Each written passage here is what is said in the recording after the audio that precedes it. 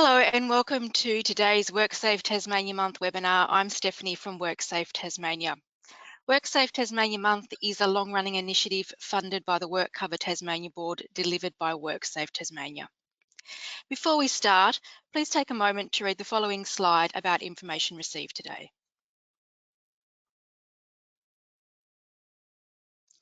Please type and submit any questions that you have for today's presenter into the questions window on your control panel.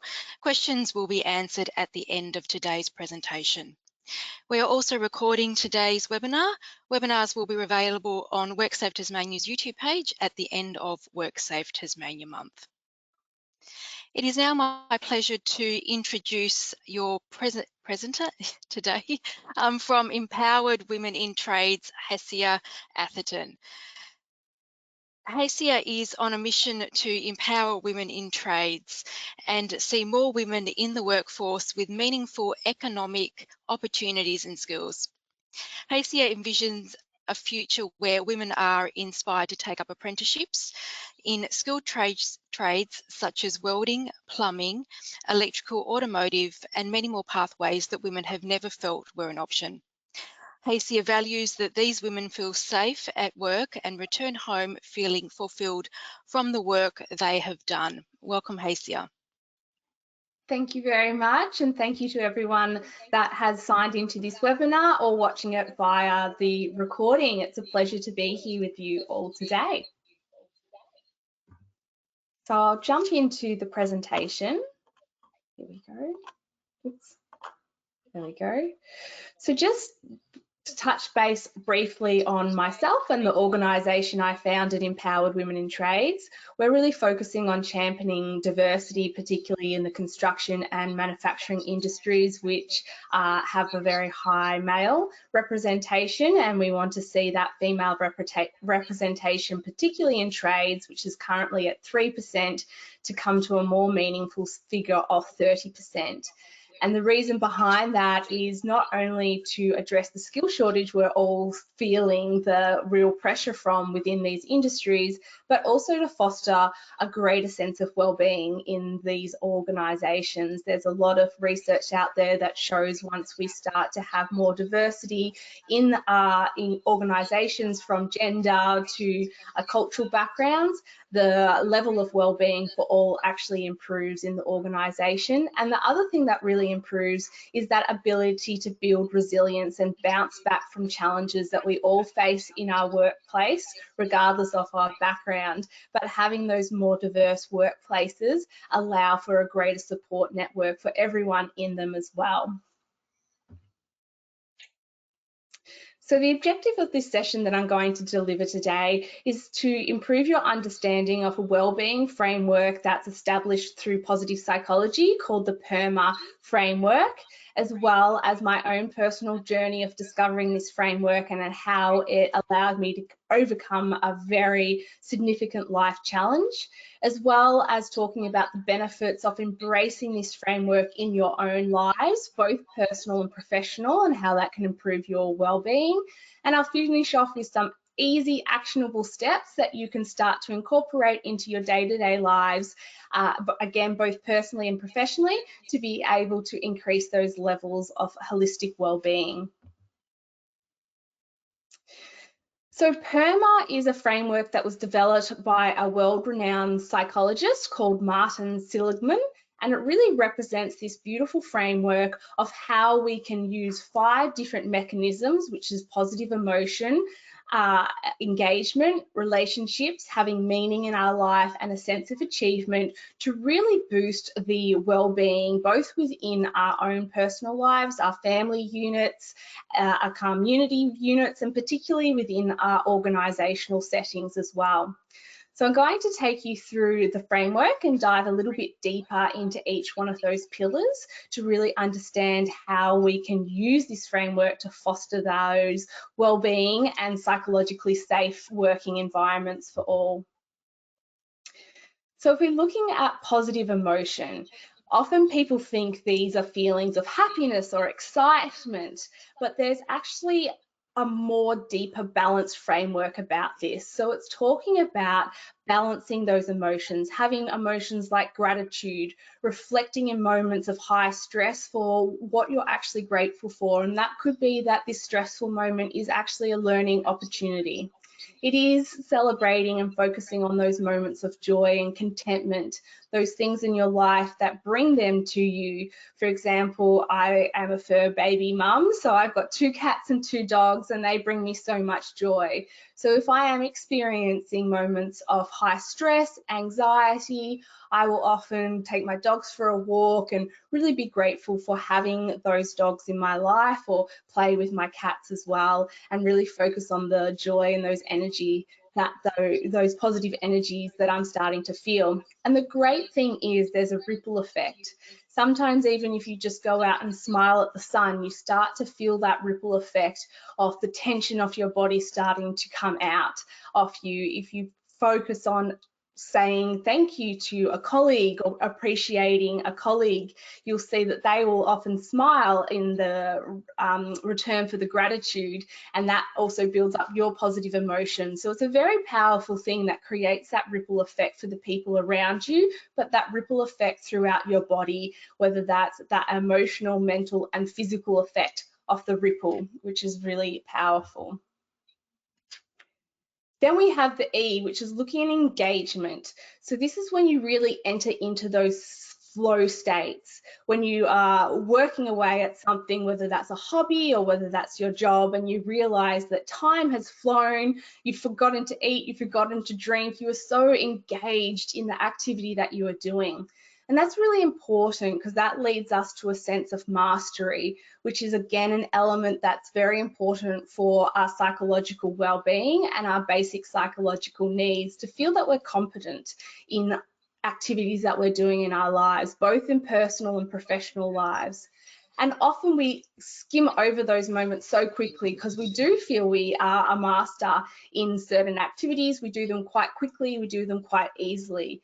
And it's very important to take a moment to actually reflect on what you're strong at, because this creates that protective effect. So when we do have moments of negativity, when we do make mistakes in our lives, as we all do because we're human, having those moments to reflect on, yes, I am weak in this point, or I've made a mistake in this point, but what are the skill sets that I have that I know I can master, that I can either bring in to fix this situation, reach out to support networks. Also, when you see someone else struggling to engage in an activity that you're very strong at, you can then reach out and provide your mastery skills. And we often don't reflect on what we're really good at. People are often great at reflecting what they're bad at. I know I can quite easily reel off all the things that I don't do well, and I have to actually take conscious effort to sit down and reflect on what I do well, which is really important for that building that psychological well-being and psychological safety.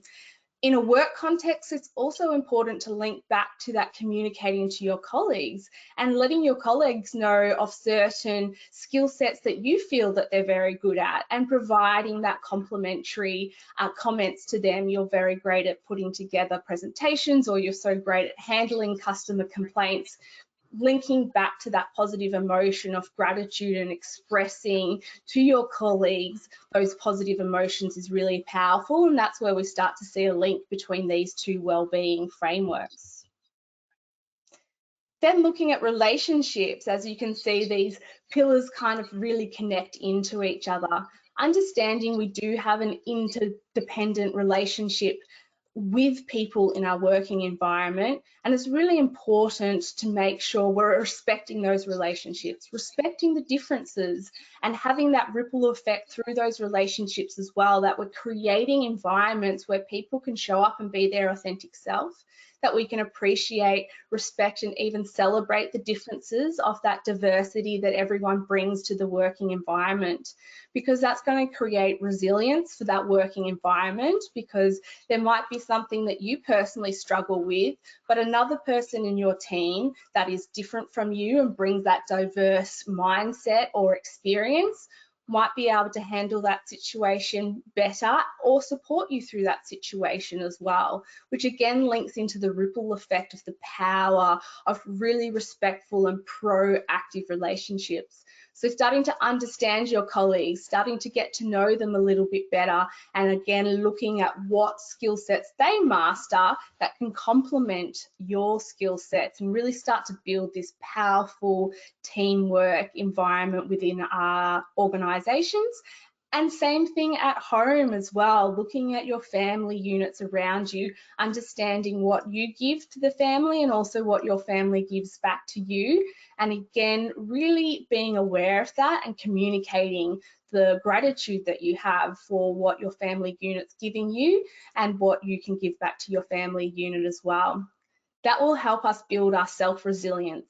And knowing that we have these relationships to support us, we can't go through this life alone. So understanding and building those relationships that can help us build our resilience so that we have that amazing network of people when we do face challenges and hard times, that they can pick us up and put us on our feet in those moments when we can't pick ourselves up and put ourselves on our feet. And I'll talk very much about a personal experience I had and why relationships were the underpinning of my success. Then we look at purpose. Purpose is really important. That's something that really inspires you to get out of bed in the morning, having that meaning in your life, whether that is your family. For me, it's very much the organization that I've established and the work that I'm doing. I find it so exciting to go into schools and see female students connect with trades for the first time and then get excited about it, enroll in a school-based apprenticeship, and then start their careers, whether that's in plumbing or electrical apprenticeships, and having them and all their parents reach out and just talk about how excited their daughter or is in starting this career. So for me, everything I do gives me such great meaning, and that again builds up my resilience, but also the legacy that I'm looking at leaving in the world, which is really important.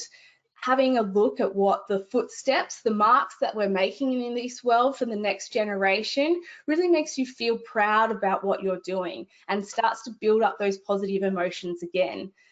And connecting into the interconnectedness of all of the pieces of our lives. Once we understand the meaning that we want to have in our lives, you'll start to realize when you're doing certain activities or engaging with certain people that don't actually complement that journey to achieve the meaning that you want, whether that's your working life or your professional life, you start to understand why you often feel kind of drained around those people, or you walk away from those engagements feeling very heavy and very negative, because there's a misalignment between your personal values, what you want to get out of life, what you want to give to life, and that person's personal values as well, which doesn't mean that either of you are bad people or good people or anything like that.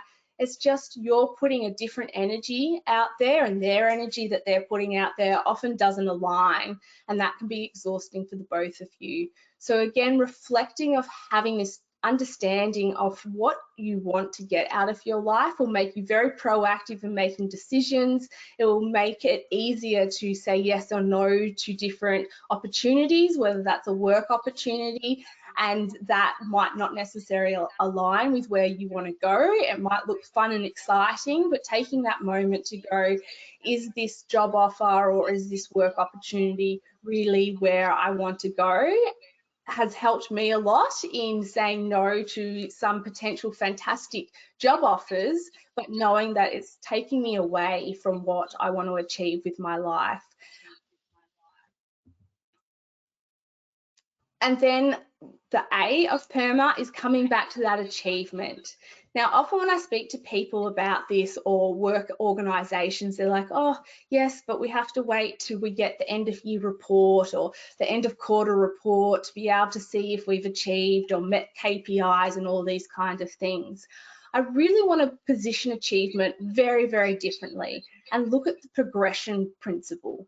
So look at the mini steps you're taking to achieve the bigger strategic goals within your organization, and looking at those real growth mindset moments. So that's looking at achieving moments when you've overcome a challenge. So that might have been a difficult conversation you're having with a client and you managed to turn that conversation around. It could be learning new technology within your organization. All of those moments that you have grown and overcome any challenge really deserves celebration, both within yourself and within your team. So within my team, we always start off the week talking about what challenges we've overcome the previous week and celebrating the learnings that we got out of those, and also expressing gratitude for the smallest achievements that we've had, all the way up to the big achievements. So sometimes with that was just the achievement of making sure the printing for an upcoming event actually got delivered on time, and we didn't have to chase around trying to pick up printing things at Officeworks and do different things like that. So don't wait to celebrate your achievement and progressions for quarterly reports or for more senior people in your organizations to say that you've achieved certain KPIs. In your own teams and in your own self, really start to build up those really small wins. Starting a new organization, for me, learning Canva was a big thing, and every time I learned how to do a post or be able to design a flyer in Canva, I was really celebrated that. To the point, the first flyer I designed, I've actually pinned up in our offices to remind everyone it can be the smallest things of just working out how to use a new technological platform that deserves that celebration of the win. So to talk about how all of these different elements interact with each other, I touched base on it a little bit a moment ago, how positive emotions and relationships really build up that sense of well-being in ourselves, that practice of showing gratitude to each other, that practice of really taking time to understand the differences in the people within your team, and get curious about what that other person knows about the world, whether they travel a lot or they like to read a lot. If they're different to you, they have something to teach you. So I really encourage to build up those positive emotions by actually showing curiosity towards other people and that sense of gratitude towards other people for what they're bringing into your life. Again, engagement and relationships have a great connection as well. When you've had one of those really meaningful conversations, or those conversations that make you feel excited about a project or about an upcoming event, it's really important to just take a moment to recognize that and go, wow, that was a fantastic conversation. And even just sending a quick email, I really enjoyed our coffee chat, thank you, or thank you for taking that time out to mentor me through that difficult situation that I was having as well. Meaning and relationships also have a big connection. Coming back to that, building your support network and tribe, it's very hard to achieve things on your own. I know I often get overwhelmed and think this is all too much, and connecting back into those relationships, those people remind me of why it's so important. They remind me of things that I can't particularly see in those moments. So those relationships that I've built and communicated what I want to get out of my life, when I'm doubting myself, they're so powerful to really remind me of why it's important that I show up, why it's important that I keep going. And that's the same in your working environments. If you're building those relationships, again, within your working environment and going, this is what I want to get out of my career, or this is why I'm working at this organization. When you have a tough day, like we all have tough days, connecting in with those people to just give you that reminder of why should we keep going, why do we need to keep pushing as well. And then having those relationships outside of your working environment is also important, because sometimes we're just not in the right working environment. So having those people to say, hey, I know you've been having a lot of trouble at work lately, and maybe it's time to look at moving to a different place, because I feel like your job has drifted away a little bit from your meaning. Roles always change, and sometimes you start in a role that really aligned, and then after a few years, sometimes that role doesn't align with us anymore. And we're so in the woods, we often struggle to see that shift happening, but the people and the relationships around us kind of have that step back view and can often advise that maybe it's just not the right environment anymore for us, the right role for us anymore. Our lifestyle might have changed. We could now have parents that we need to care for, or young children that we need to care for, or siblings that we need to care for. So the role no longer aligns with the meaning that we want to bring into our lives. And it's great to have that moment to self-reflect and review. Then accomplishments and engagement, again, celebrating those little wins, those moments, you'll start to see, yes, I'm really engaged in my life because I'm seeing that I'm progressing, I'm having these small wins, I feel really excited about my life. I know when I get so caught up in work and emails and phone calls and meetings, often I get to the end of the week and I feel like I haven't achieved anything. And going back to that achievement, I will just sometimes review how many emails I sent in that week.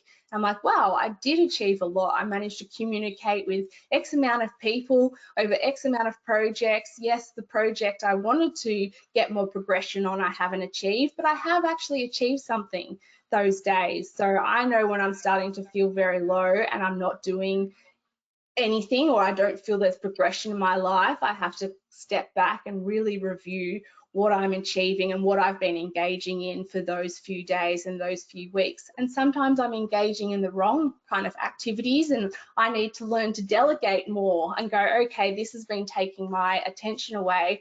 Who else in the team can engage in this, because it's not my skill set, I'm taking a long time to do it, it's really draining my energy. Is there someone in the team that's better at doing this than I am, or is there a consultant or a contractor I can get involved to help me finish off this project, because I don't feel like I'm achieving anything in this space?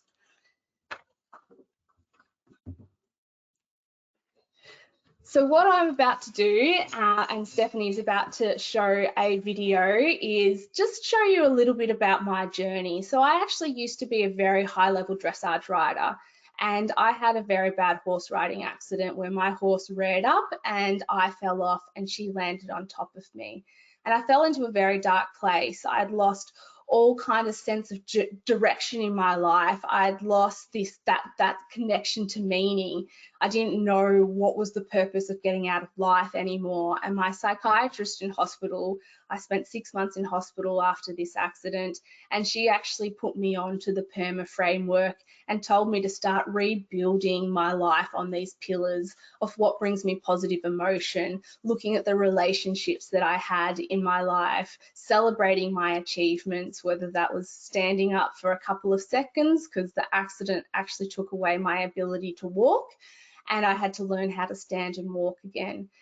So going from having the horse riding accident to building the PERMA framework into my life, I've now run a half marathon, I've set up a business, I've gone from thinking that my whole life and my whole world was over because I had to give up my professional athlete's career, to now being happier than I ever was actually when I was out there riding. So I'll get Stephanie to play the video for you about my journey of, overcoming the hardest challenge I've ever faced in my life.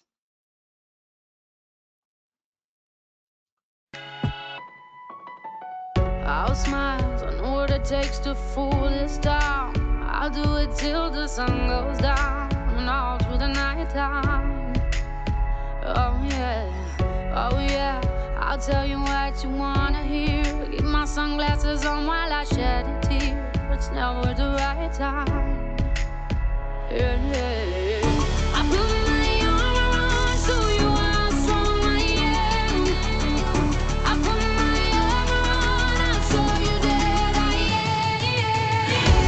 I'm unstoppable. I'm a Porsche with no brakes. I'm invincible. Yeah, I win every single game.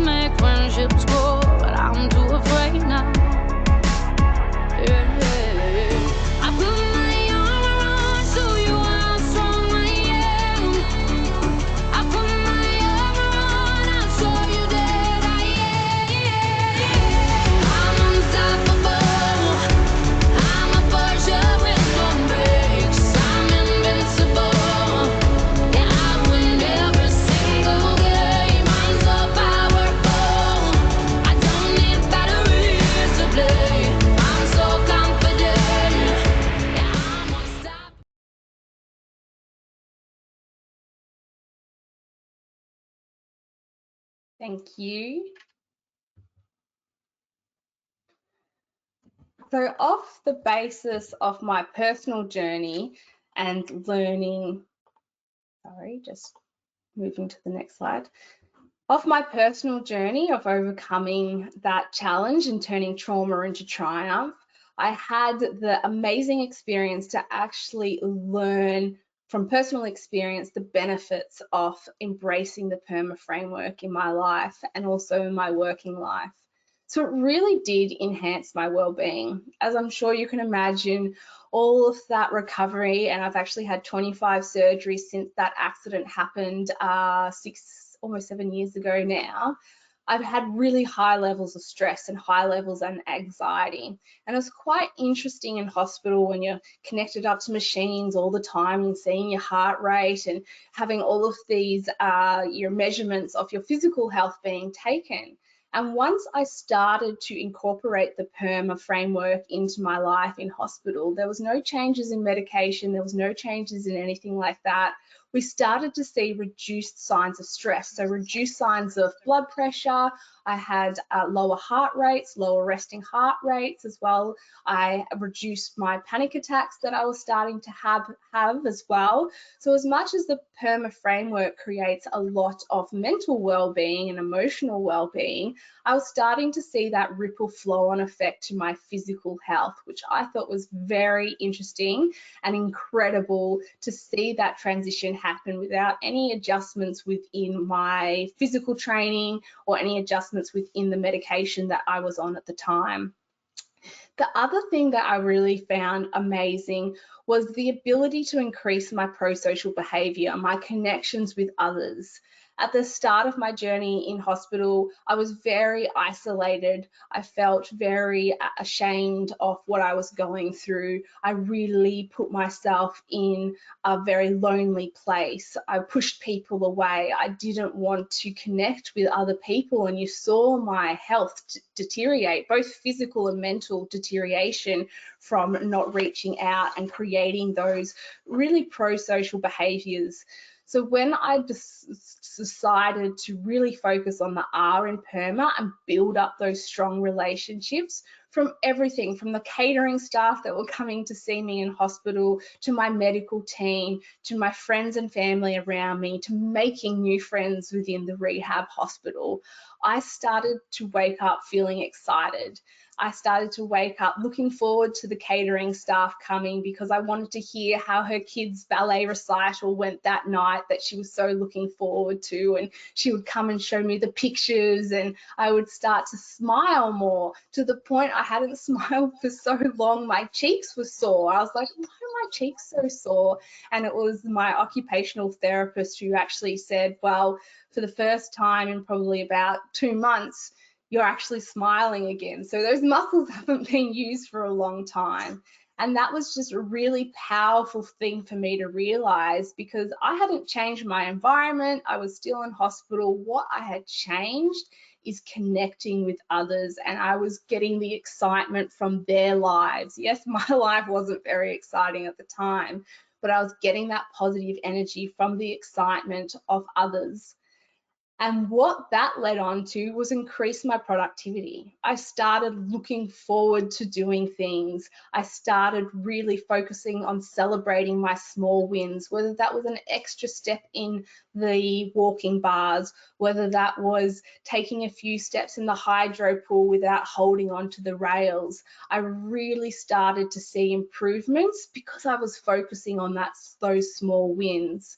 And then when I transferred that mindset into business and into that corporate or organizational setting, you could really see the power of increasing that productivity, especially through implementing those moments of gratitude, understanding the relationships of the team and when the team needs support for other skill sets that are around, and then understanding and reflecting, going, we actually don't have that skill set in our team. Can we outsource that to a consultant or someone to help us, because we know we're not engaged in it, it's not adding positive emotion to the team, it's increasing stress levels, and creating that psychologically safe environment where the team could really identify that, and I could identify that in myself.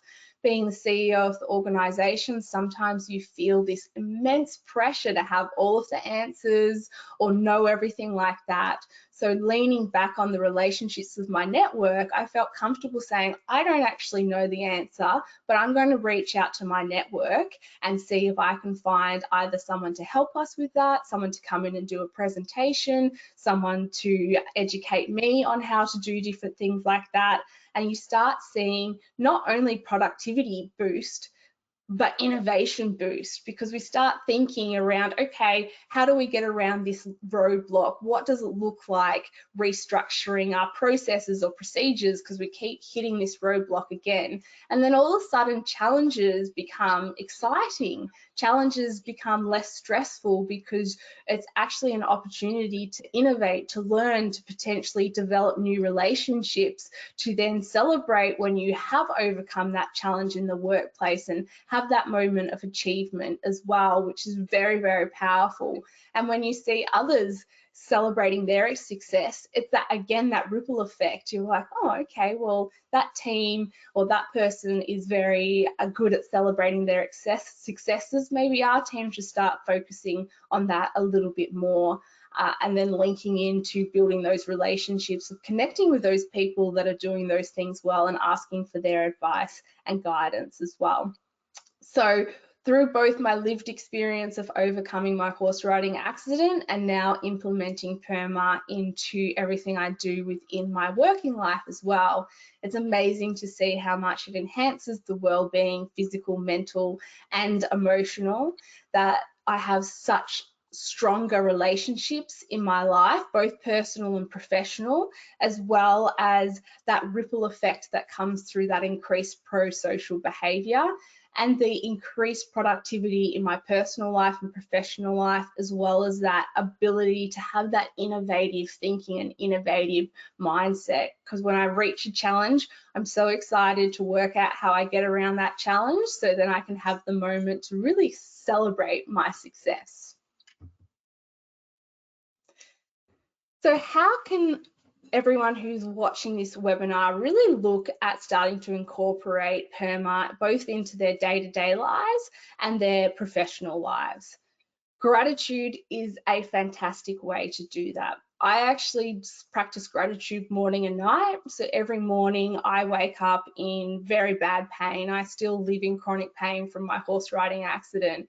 And what I find helps me get out of bed is taking a moment to think about the three things that I'm grateful for. That is the fact I can get out of bed. That is the fact that I did survive the horse riding accident. And that is the fact that once I get out of bed, I will be able to take my dogs for a walk. And just reflecting on those three things, all of a sudden I have this, yeah, let's get up and go and face this day. And the pain is no longer being my master. I am the master of my pain. I know it's going to be there, but I've built up this positive emotion that is stronger than my pain, that encourages me to get out of bed. Same thing when I get into bed, I reflect on three things that I was grateful for during that day. I always try to make sure one of those things I'm grateful for is a person, and I will reach out to that person, whether it's my husband, whether it's my stepkids, whether it's a family member, a work colleague, a personal friend, and I will just send them a quick text or an email, whatever the appropriate way to communicate with that person is, and just wanted to say, thank you very much for what you did today, or I really appreciated your advice, your support, anything like that, and connecting to that person through that framework of gratitude. And also focus on being grateful to yourself, for showing up for yourself, and make sure that all that gratitude is not always external. It's also grateful for what you're doing for yourself. And sometimes for me, I'm grateful that I'm doing my gratitude practice. Like, once you start, you'll be amazed at what you can find. Then challenge yourself. Yes, because of something called our negative bias, we love to stay in our comfort zone. That's where our brain tells us we're safe, that we're not going to be eaten by a saber-toothed tiger if we step outside the cave. That's how our brains are still structured. So we really have to consciously work out how we can challenge ourselves. And that can be, again, starting a fitness routine, pushing that fitness routine that you have. As I mentioned, I ran a half marathon, so that was a focus of mine to really challenge myself and really push the limitations of my body after the horse riding accident as well. But every day I do something to challenge myself, whether that's learning about Web3, this whole new world out there that I find very confronting and overwhelming. So that's reading a blog on Web3 or jumping into Canva and trying to play around and challenge my Canva design skills, or just any little thing. Every day I like to challenge myself. When I'm recovering from surgery, that's a lot easier to challenge myself because I try and do, an extra stand up or an extra rep off my physio care plan or things like that. But just find little things so you're constantly expanding that comfort zone. And you'll be amazed after a month of doing that and celebrating the achievements of pushing that comfort zone, you'll have such a broader skill set, you'll have such a broader comfort zone that you'll be able to, again, increase your productivity, connect with other people, and really boost that feeling of achievement. Linking into the next step is nurturing those relationships. Nurturing those relationships with the people that are your support network, building up those connections, and nurturing those relationships with people that are different to you, which again could be one of your challenges because it's often uncomfortable connecting with people that are very different to you. It can be quite scary and uncomfortable, but there's so much to learn from the difference, whether it's an education difference, whether it's a gender difference, whether it's a cultural difference. People have so much to give us and so much to teach us. And it's amazing. I wouldn't have thought that I would be interested in certain things that I'm now interested in because people have connected with me and showed me a little bit of their world. I'm a fan. I love cycling now, road cycling. Never thought I'd be interested, never looked at a road bike going, I want to have a go with that. But my husband convinced me that it would be a great way for us to deepen our relationship because he loves going out on the road and cycling for hours and hours and on end. And now I absolutely love it. It's amazing, and it's really improved our relationship, allowing him to teach me a skill set that he's really strong at. And then pursuing those meaningful goals. I think it's very important to have both meaningful goals in your personal life and your professional life. Otherwise, we just sometimes feel we're on this hamster wheel. Life is being lived for us and we're just a passenger on the journey.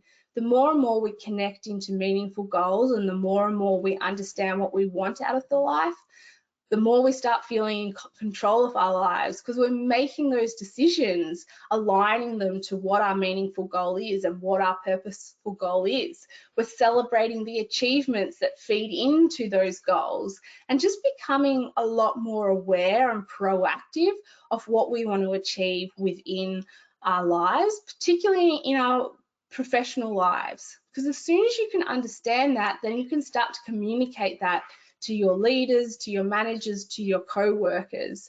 And then they have the information where they can start supporting you in that. So they can give you a challenge that you wanted to explore and upskill. They could send you off to a course if they know that you're interested in a certain topic or upskilling in a certain way. They could put you up for a promotion now knowing that you do want to do a career step sidewards and go into a different either industry or a different skill set that from you're currently working. But unless we reflect and really understand those meaningful goals, we can't communicate those meaningful goals, and then people around us can't support us to achieve that. So taking that time to reflect and think about what do you want to achieve or what do you want out of your life in the next 6 months, 12 months, 3 years, 5 years. The further you think, the more it's going to change, but it's always good. I'm always thinking about where do I want to be in 3 years, 4 years, 5 years in my career? And then what kind of relationships can I nurture to be able to build up the pathway to get to those career goals. What challenges do I have to do? Do I have to learn a new skill set? Do I need to go back and do a short course at TAFE or university? And then again, linking backwards into the moments of gratitude that I'm proactively stepping along the way of achieving those meaningful goals. So you can start to see how all of those 4 actionable steps actually start to support each other, interrelate with each other, and really build up to creating that holistic well-being that I was speaking about before. As I mentioned as well, gratitude is really powerful at bringing down our cholesterol levels. It's really powerful about bringing down those stress levels. And if you are someone that you find you're waking up at like 2 o'clock to about 4 o'clock in the morning often, that is when cholesterol in our body is at the highest. So if you are stressed and you do have high levels of cholesterol and you are waking up early in those early hours of the morning, take a moment to do a gratitude practice to really bring down those cholesterol levels and reduce the amount of stress hormones that are in your body, and that will help you start to relax as well and eventually have better sleep. That's why I do the gratitude practice before I go to bed, to really supercharge reducing those stress hormones, because I used to wake up on the dot 3 a.m. every morning without fail, wake up thinking I'd forgotten something or I'd left something or I hadn't sent something off or replied to that email. And after about 6 weeks of doing my evening gratitude practice, now I sleep past 3 o'clock straight to my alarm, which still sometimes the alarm goes off and I'm very, very disappointed. I wish I could have kept sleeping. So that wraps us up to the end of our presentation, and I thank you very much for watching this webinar. And now, if there is any questions in the chat, I would love to address those questions. No, thank you, Hacia. So as Hacia said, if anyone does have any questions, please use the questions window on your control panel. For our presenter today, Hacia Atherton from Empowered Women in Trades. And as a reminder, today's webinar is part of WorkSafe Tasmania Month, which has kicked off from today, the 2nd of October, and will run right up until the 30th of October. So please do head to the WorkSafe Tasmania website, have a look at the registration calendar, or have a look through the WorkSafe Tasmania Month events program. We are running further webinars over the next couple of weeks, and then we are running some in-person events around Tasmania as well. So do have a look at what other events we have running throughout WorkSafe Tasmania Month. Hacia, where can attendees sort of find out more about PERMA reading, for example, and information? Yeah, so there's some fantastic links on the website, on the internet. So if you Google, PERMA and organisations, or the PERMA framework and theory, there's some fantastic blog articles out there.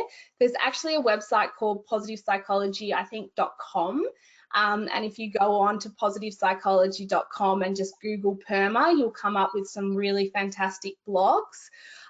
For those who enjoy reading more academic papers, get onto Google Scholar, Google PERMA, and there will come up a whole range of fantastic articles. Look for Martin Seligman in those articles, because he is the founder of the framework as well. And also feel free to grab my contact details. I have a lot of fantastic books and readings and resources in this space as well. So if you want to send an email and ask me what kind of application you want to put it into, personal or professional, I'll also be able to send you some resources. Thank you. I guess one of the actions you talked about, Hacia, was about creating, I guess, nurturing meaningful relationships. How what impact does technology have on creating those, I guess, meaningful relationships, particularly, I guess, given I guess social difficulties with technology? Yeah, so technology is often something that creates more distance in our relationships and more disconnection. So it's taking those moments to think about how you can use technology in a positive way. Often that's picking up and making a phone call instead of sending a text message. So it's just being very conscious and aware of how you are using the technology in your life. I really make sure that I'm very conscious that I'm not just emailing certain people in my life too much, that I do take time to call them, or I do take time to organize a face-to-face coffee. So it's kind of doing a self-audit to see how much you're using certain technology, and if there's opportunities to put ways to interact with that person across different technology platforms, whether that's calling them, whether that's organizing a Zoom and just having a quick Zoom chat if you can't sit down, and just say, hey, would it be great whenever you're having your coffee, can we just jump on a Zoom at 11 and have a coffee and a chat together, instead of just communicating via emails with that person. Thanks, Hacia. Your gratitude practice relates very closely to keeping a reflective journal. One attendee says, do you have any journaling tips for HR professionals in the workplace? Great question. And for particularly HR professionals, I really think you do an amazing job and you come across so many different challenges. So whether it's in your personal life, I would highly recommend creating a journal to talk about, set up 3 key questions relating to your job, because I know it can be often quite hard. So one question I often advise for HR professionals is like, who did you support or who did you help today? What challenge did you overcome today? And what are you looking forward to doing tomorrow? Then for HR professionals, more looking at implementing kind of gratitude or journaling practices into their organizations, or starting to look at how you incorporate that into the teams. I would suggest that start looking at how you can bring a gratitude practice into your huddles or your regular Monday meetings, or wherever a group within your organization gets together, and start with some prompt questions. So it can be often quite difficult for people who haven't journaled or don't understand gratitude. So starting with just some prompt questions. Again, there's some amazing resources that I can give you. So feel free to reach out to me around how to start introducing gratitude into your organization through prompt questions. Thanks, Hacia. Probably just in addition to this question, so do you have any specific examples for applications in a professional group setting? So for example, how to apply gratitude practice into groups? Yes. So when it comes, following on to that, when it comes to creating gratitude practices, if there is a little bit of resistance within the group, I have a bit of like almost a fun game. So it's like a bit of a gratitude game. There's a little bit of competition. There's some points there around expressing gratitude and creating a little bit more of that fun competitive environment to start getting people on board as well. So that's definitely a great way. Another great way, and having a little bit of fun, is setting up like a lucky dip concept of challenges to do around PERMA. So it might be lucky dip, you pull out, you need to take someone from the workplace out for a coffee, or a lucky dip, go and say thank you to a teammate who's just helped you out. Again, if there's some budget within the organization, you can put in some budget to say, go give someone a fruit basket or different things like that. So depending on your organization, try and bring in some elements of fun. I know the lucky dip PERMA goes quite well, and everyone in the office gets their day to express a PERMA element through the lucky dip, and they pull out and see what they need to do for that day to go engage in gratitude or nurturing relationships within the organisation. All right, thank you. There's still time to ask today's webinar presenter, Hacia Atherton, any questions that you have. And today's webinar is Thrive with PERMA. And today's webinar is part of WorkSafe Tasmania Month.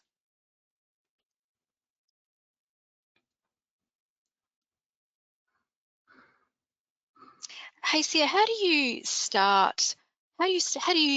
What's a good way to, I guess, to have an icebreaker conversation with a group or an individual if it's not, I guess, in not necessarily the nature of that individual's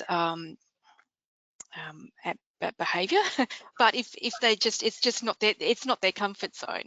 What's a good way to start having those conversations in order to then therefore, I guess, nurture a meaningful relationship? Yes, great question. And generally in those spaces, I definitely start with trying to understand what the barriers are, whether there is an element of social anxiety there. So it's a bit important to kind of dig a little bit deeper of understanding what that resistance is. If there is a cultural resistance, so as much in more Western-based cultures, gratitude, expressing positive emotion is highly acceptable. In some cultures, it's actually quite uncomfortable, and if anything is seen very differently in their culture. So first step was to understand what those barriers are and then see how those barriers can be addressed, and really nurturing that relation, co-designing what it could look like. So if there is a cultural barrier, there might be some other way that you are able to express forms of gratitude or forms of praise in a way that's more aligned with that person's culture. Again, if it's a social anxiety thing, then looking at ways to be able to show your appreciation to that person without creating it more in a public forum. So it might be sending an e-card or something a little bit more private for someone that has social anxiety. If it's someone that truly just doesn't believe in it as well, I find if they're a factual person is go, okay, well, will you at least please explore the scientific research behind it before you make that decision, and try and encourage them to have that open mind. And some people just really disconnect from it, not interested in it. Then if it is something you're implementing organizational wide, then you can just ask them, that's absolutely fine. When it's your turn to share in the meeting, if you can just say pass, or not proactively be aggressive against the thing that we're trying to implement.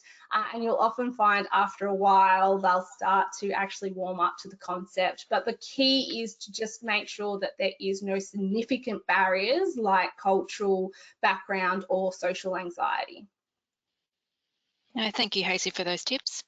If anyone would like to rewatch today's webinar, it has been recorded. All webinars during WorkSafe Tasmania Month will be available at the end of WorkSafe Month on WorkSafe Tasmania's YouTube page.